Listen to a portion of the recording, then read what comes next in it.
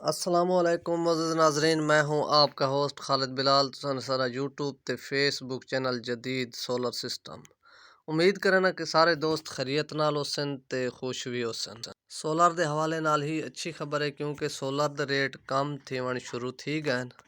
आज सोलर दे रेट को कमी थी है क्योंकि रेट दा मजीद भी तवक्कुआत ही दसेंदे पैन के रेट तकरीबन सोमवार मंगल तक LC दे इम्कान खुलण दे।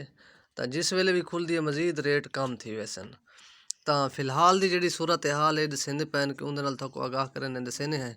तो जेडे अज दे रेट कितने कम थे। तो सब तो पहले थको दसूँ चल लॉन्च है मो 6 क्योंकि ये रेट काफ़ी यानी कि ज़्यादा थी गया एन टाइप का भी ज़्यादा थी आई। तो अज इंदा रेट लॉन्जी हाइमो 6 का 70 रुपए पर वार्ड आए। तो बाकी है लॉन्जी हाइमो 5 ये सारे लिए दे जेडे रेट मैं तो खुद दसेंदा पिया क्योंकि मुख्तलिफ शहरों के मुख्तलिफ रेट हिन पे क्योंकि जिन्हें को पुराने माल हैं ज़रा ज़्यादा रेट रखी बैठन, जिन्हें को नवे माल आने पैन तो वो रेट ज़रा आज नॉर्मल पोजीशन रह गए। लॉन्जी हाइमो 5 का जोड़ा रेट है पिया 550-55 का।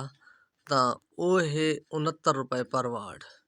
और इंदे तो इलावा बाकी है जिनको पी टाइप का माल उनके भी रेट कमी थी है।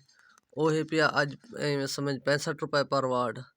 और इंदे तो इलावा जेड़ा है कनेडियन का जोड़ा रेट है 550 वार्ड का पी टाइप का वो है 64.5 रुपए पर वार्ड।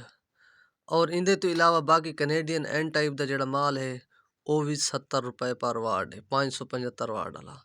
और इंदे तो इलावा तो जिनको एन टाइप का माल मार्केट दे सारे लिए कोई नहीं। जिस वेले आ वैसी काफ़ी दोस्त उन्हें भी पुछते रहते उनका भी जरूर अपडेट करे सूँ। तो बाकी उनका जोड़ा रेट चलता पे जिमें दसेंदे पैन के उनका रेट भी 71 रुपए पर वार्ड है क्योंकि उनका रेट इन टाइम ज़रा शार्टेज वह पे सब तो ज़्यादा है। तो बाकी है सोगो का रेट भी दसेंदे पैन के 63 रुपए पर वार्ड है।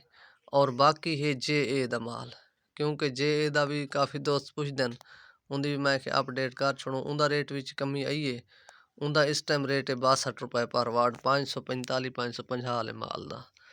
तो बाकी है इंदे तो इलावा इनवरेक्स का भी काफ़ी सारे दोस्त पुछते रहते हैं उनका भी इस टाइम 66 रुपए पर वार्ड है क्योंकि वो भी 66 तो क्रॉस कर गया है। उनका अज का 66 रुपए पर वार्ड है। तो वो क्योंकि माल सारे को इनवरेक्स का को नहीं उनके कुछ रेट के रद्दो बदल आ सकते। असा जिस टाइम पुछते हैं को बाज़ात रेट तले थी वे या उत्ते थी वे तो कोशिश करें कि थोड़ा मो रेट उनके रद्दो बदल थी सकते। तो मजीद भी कहें दोस्त को जरूरत हो तो बंदा वाला ताज़ा तरीन रेट पूछ के दसा रहे हैं। तो बाकी है इंशाल्लाह कल की भी जी इन्फॉर्मेशन हो सी तो वह भी ज़रूर शेयर करे सूँ। फिलहाल अज की जी इन्फॉर्मेशन है तो वो तमाम दोस्तों को रीति से काफ़ी इंतज़ार भी हैं दोस्त मैसेज भी करेंदे पे हैं। तो बाकी इंशाल्लाह मजीद भी अपडेट करेंदे रह सूँ। अपना ख्याल करे सो दे सो इजाज़त अल्लाह हाफिज़।